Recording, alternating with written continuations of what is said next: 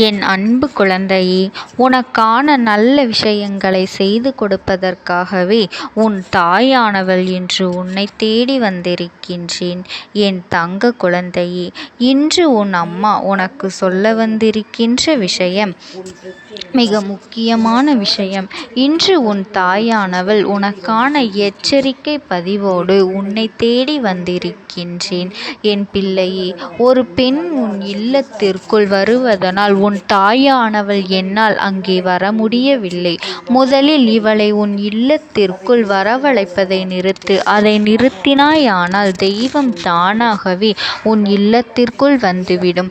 நம் இல்லத்தில் தெய்வத்தின் நடமாட்டம் இருக்கின்றதா இல்லையா என்கின்ற சந்தேகம் உனக்கு இருந்து கொண்டிருக்கின்றது என்றால், நான் சொல்கின்ற இந்த பெண்ணின் நடமாட்டம் இருக்கின்றது என்றால் அங்கே தெய்வ சக்தி நடமாடவில்லை என்று அர்த்தம். அதே நேரத்தில் நான் சொல்கின்ற இந்த பெண்ணின் நடமாட்டமானது அங்கே இல்லை என்றால் தெய்வ சக்தி உன் இல்லத்தில் இருக்கின்றது என்று அர்த்தம். இப்பொழுது உன் அம்மா நான் சொன்னது உனக்கு புரிந்திருக்கும். ஆனால் அந்த பெண் யார் என்று மட்டும் உனக்கு நான் சொல்ல வேண்டும். நிச்சயமாக உன் தாயானவள் நான் சொல்கின்றேன். அதை சொல்வதற்காகத்தானே வந்திருக்கின்றேன். இது நான் மட்டும் சம்பந்தப்பட்ட விஷயம் என்றால் உன்னிடத்தில் சொல்லி இருக்க மாட்டேன். ஏனென்றால் மற்ற தெய்வங்கள் எல்லாம் வந்து செல்லும் பொழுது நான் மட்டும் உதறி தள்ளுவதில் நியாயமில்லை அல்லவா? ஆனால் இங்கே உன் இல்லத்தில் இந்த பெண்ணின் நடமாட்டம் இருக்கும் பொழுது நீ நிச்சயமாக உன்னுடைய சந்தோஷத்தை நீ எக்காரணத்தை கொண்டும் அனுபவிக்க முடியாது அல்லவா? அதனால்தான் இன்று உன் அம்மா உனக்கு இதனை சொல்வதற்காக வந்து கொண்டிருக்கின்றேன். அதனால் என் குழந்தை, நீ இதனால் எந்த தெய்வமும் உன் இல்லத்திற்குள் வருவதற்கு யோசனை செய்கின்றார்கள் என்பதனை தெரிந்து கொண்டதால்தான் இன்று உன் தாயானவள் இதனை சொல்லிவிட வந்திருக்கின்றேன். நிச்சயமாக இன்று இது என்ன விஷயம் என்று தெரிந்து கொண்டு இவளின் நடமாட்டத்தை நீ முழுமையாக நிறுத்திவிட்டாய். ஆனால் உனக்கு மிகவும் நல்லது. உன்னுடைய வாழ்க்கையில் நடக்க இருக்கின்ற அத்தனை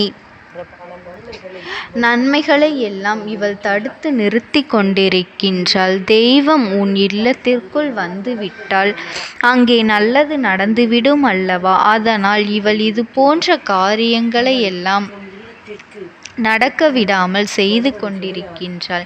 இவள் உன் இல்லத்திற்குள் எப்பொழுது வருவது கிடையாது. ஆனால் உன் இல்லத்திற்குள் சண்டைகளும் சச்சரவுகளும் எப்பொழுதெல்லாம் நடக்கின்றதோ அல்லது அதிகமான பிரச்சனைகள் எப்பொழுதெல்லாம் நடக்கின்றதோ அப்பொழுதெல்லாம் மகிழ்ச்சியான சத்தம் உன் வீட்டில் கேட்கின்றதோ அந்த நேரத்தில் எங்கிருந்து வருவாள் என்றே தெரியாது. ஆனால் ஓடோடி வந்து விடுவாள் உன் சந்தோஷத்தை கெடுக்க. என்னவென்றும் அது என்னவென்றும் துருவி துருவி கேள்வி கேட்பாள். எதற்காக சிரித்தீர்கள் அல்லது எதற்காக இப்பொழுது அழுதீர்கள்? ஏன் இந்த சத்தம்? அங்கு என்ன நடக்கின்றது என்பதனை கேள்வி மேல் கேள்வி கேட்டு துளைத்தெடுத்து என்ன நடக்கின்றது என்பதனை அவள் தெரிந்து கொள்வாள். இப்பேற்பட்ட ஒரு வாழ்க்கையில் உனக்காக இருந்து உன்னுடைய கஷ்டங்களை மேலும் மேலும் அதிகப்படுத்தி கொண்டிருக்கின்ற இந்த பெண் யார் என்பதனை நீ தெரிந்து கொள்ள வேண்டும் அல்லவா? இப்பேற்பட்ட ஒருவரை நீ உள்ளே அனுமதிக்கும் பொழுது தெய்வம் அங்கே எப்படி வர முடியும்? எதிர்மறையான எண்ணங்களும் தேவையில்லாத விஷயங்களும் மனதில் தூக்கி சுமந்து கொண்டு வருகின்ற இந்த பெண்ணை தெய்வம் எப்படி உள்ளே அனுமதிக்க உனக்கு உத்தரவு கொடுக்கும்? நிச்சயமாக தெய்வம் அதற்கு ஒரு பொழுதும் உனக்கு செவிசாய்க்காது. என் குழந்தையே, நல்ல எண்ணங்களும் நல்ல சிந்தனைகளையும் கொண்டவர்களையே நாம் எங்கே அனுமதிக்க தவறிவிடுகின்றோம். அவர்கள் பேசுகின்ற வார்த்தைகளை நாம் ஏற்றுக்கொள்ள மறுக்கின்றோம். அவர்கள் சொல்கின்ற விஷயங்கள் எல்லாமும் நமக்கு தேவையானது இல்லை என்று சொல்லி அவர்களை நாம் உதாசீனம் செய்து விடுகின்றோம். ஆனால் இது போன்று கெட்ட எண்ணங்களோடு வருகின்றவர்களை உள்ளே அனுமதித்து அவர்களுக்கு அதிகமான இடத்தை நாம் கொடுக்கின்றோம். இப்பேற்பட்ட விஷயங்களை செய்துவிட்டு அதன் பிறகு நமக்கு இப்படி நடந்துவிட்டதே அப்படி நடந்துவிட்டதே என்று சொல்லி புலம்புவதில் என்ன லாபம் இருக்கின்றது? என் குழந்தையே, முதலில் ஒரு விஷயத்தை நீ புரிந்து கொள். உன் இல்லத்தில் பிரச்சனைகள் அடிக்கடி தொடர்ந்து வருகின்றது என்றால் அதற்கு இது போன்றவர்களினுடைய செயல்பாடுகளும் ஒரு காரணமாகத்தான் இருக்கும் என்பதனை புரிந்து கொள். ஏனென்றால் நம்முடைய மனது ஒரு பிரச்சனையில் தெளிவடையும் பொழுது இது போன்றவர்கள் வேண்டும் என்றே கலகத்தை மூட்டுவதற்காக பேசுகின்ற வார்த்தைகளில் நாம் மயங்கி விழுவதனால் மேலும் மேலும் நம்முடைய குடும்பத்தை வாட்டி வதைத்து துன்பங்கள் கொண்டிருக்கின்றது அல்லவா? அதனால் நீ எதற்காகவும் கவலைப்பட்டு கொண்டிருக்காதே. நான் சொல்வதை கவனமாக கேள். அதனால் நீ எப்பொழுதும் பயம் கொள்ளாமல் அவர்களை எதிர்த்து நிற்க வேண்டும். என் தங்க குழந்தையே, இங்கு நூற்றில் 99 பேர் மற்றவர்களின் சந்தோஷத்தை காண விரும்புவதில்லை, மற்றவர்களின் கண்ணீரை தான் காண விரும்புகின்றார்கள். மீதம் இருக்கின்ற 1% பேர் மட்டும்தான் ஏதோ நாம் மற்றவர்களுக்கு சந்தோஷத்தை கொடுத்தால் நமக்கு புண்ணியம் கிடைக்கும் என்று சொல்லி அந்த புண்ணியத்தை தேடுவதற்காக மட்டும்தான் மற்றவர்களுக்கு சில உதவிகளை செய்து கொடுக்கின்றார்கள். அதுபோல என் குழந்தையே, உன்னுடைய வாழ்க்கையில் இது போன்ற விஷயங்கள் தொடர்ச்சியாக நடந்து கொண்டிருக்கும் பொழுது அதையெல்லாம் பார்த்து வேடிக்கை பார்த்து கொண்டு இருக்க முடியாது அல்லவா? அதே நேரத்தில் அவர்களிடத்தில் சென்று நானாக அவர்களை வெளியே விரட்டவும் முடியாது. ஏனென்றால் இடம் கொடுத்தது நீ, அவர்களுக்கு ஆதரவு கொடுத்தது நீ, அவர்கள் சொன்ன வார்த்தைகளை ஆதரித்து இன்று நீ அப்படி இருக்கும் பொழுது என் பிள்ளையே, இந்த வாழ்க்கையில் எந்த ஒரு விஷயத்தையுமே நீயாகத்தான் முடித்து வைக்க வேண்டுமே தவிர உன் அம்மா நான் அதை முடித்து வைக்க முடியாது.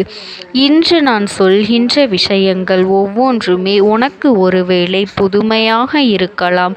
நாம் ஒரு பெண்ணை உள்ளே வரவழைத்தோமோ அது யார் என்று தெரியவில்லையே என்று நீ யோசித்து கொண்டிருக்கலாம். என் குழந்தையே, இப்பொழுது நான் சொல்கின்ற விஷயங்கள் எல்லாம் இந்த பெண்ணோடு நிச்சயமாக ஒத்துப்போகும். அப்பேற்பட்ட ஒரு பெண்தான் உன் வாழ்க்கையிலிருந்து உனக்கு இத்தனை காலமும் தெய்வ சக்தியின் வழிபாட்டை உனக்கு எந்த வகையிலும் நல்லது செய்ய விடாமல் தடுத்து நிறுத்தி கொண்டிருக்கின்றாள் என்பதனை நீ புரிந்து கொள்வாய். உன்னுடைய இல்லத்திற்கு மிகவும் அருகாமையில் இருக்கின்ற உன்னுடைய உறவுக்கார பெண் உன் இல்லத்தில் சண்டைகள் சச்சரவுகள் என்று ஏதாவது வந்துவிட்டால் ஓடோடி வந்து உள்ளே தானும் சேர்ந்து கொண்டு நியாயம் பேசி கொண்டிருப்பவள். அது மட்டுமல்ல, உன்னுடைய இல்லத்தில் சந்தோஷமான ஒரு விஷயம் நடக்க வேண்டும், நடக்க எல்லோரும் மனமகிழ்ச்சியோடு இருக்கின்றார்கள் என்றால் உடனடியாக அங்கே ஓடி வந்து ஏதாவது ஒரு விஷயம் உன்னுடைய மனது கஷ்டப்படும்படி சொல்லிவிட்டு அங்கிருந்து செல்ல வேண்டியது. இது போன்ற காரியத்தை தொடர்ச்சியாக இந்த பெண் உன் வாழ்க்கையில் செய்து கொண்டிருக்கின்றாள். உனக்கு மனதிற்குள் கோபம் வரும்படி பலவிதமான சூழ்ச்சிகளை அவள் செய்து கொண்டிருக்கின்றாள். ஆனாலும் அவர்களின் மீது உனக்கு சந்தேகம் வராததற்கு காரணம் எப்பொழுதுமே அவர்களோடு தான் பேசி கொண்டிருக்கின்றோம். எல்லா விஷயத்தையும் அவர்களோடு தான் நாம் பகிர்ந்து கொண்டிருக்கின்றோம். அப்படி இருக்கும் பொழுது இவர்களிடத்தில் நாம் எதை சொல்ல முடியும், எந்த விஷயத்தை பகிர்ந்து கொள்ள முடியும்? நமக்கென்று ஒரு துணை யாரும் இல்லாத பொழுது நாம் யாரிடத்தில் இதையெல்லாம் பகிர்ந்து கொள்வது என்று என் பிள்ளை நீ அதை பெரிதாக கண்டு கொள்ளாமல் விட்டு விட்டாய். அவர்களை கணக்கில் கொள்ளாமல் பழக்கத்தை மட்டும் தொடர்ந்து கொண்டு வருகின்றாய். உன் தாயானவள் நான் என்ன சொல்கின்றேன் தெரியுமா? இது போன்று பழக்கம் உள்ளவர்களோடு நாம் சேர்ந்திருப்பதை விட சேராமல் இருப்பதுதானே நல்லது. தேவையில்லாத விஷயங்களில் மூக்கை நுழைப்பது, அது மட்டுமல்லாமல் உன் மனதிற்குள் எப்பொழுதுமே எதிர்மறையான எண்ணங்களை விளைத்து உன் இல்லத்திற்குள் தெய்வ சக்தியினுடைய நடமாட்டத்தை குறைத்து விட்டார்கள். நீ நல்லதாக நினைத்தால் கூட இவர்கள் அப்படியே உன் மனதை மாற்றிவிடு காட்டுகின்றார்கள். உனக்கு கெடுதல் நடப்பது போல இவர்கள் உன் கண்முன்னால் உனக்கு உணர்த்தி காட்டுகின்றார்கள். இப்படி உன்னுடைய வாழ்க்கையில் இருக்கின்ற ஒவ்வொரு விஷயங்களையுமே இவர்கள் கெடுத்து கொண்டு இருக்கின்றார்கள். அதனால் நீ எதற்காகவும் கவலைப்படாது. இந்த தாயானவள் நான் உனக்கு துணையாக நின்று கொண்டிருக்கின்றேன்.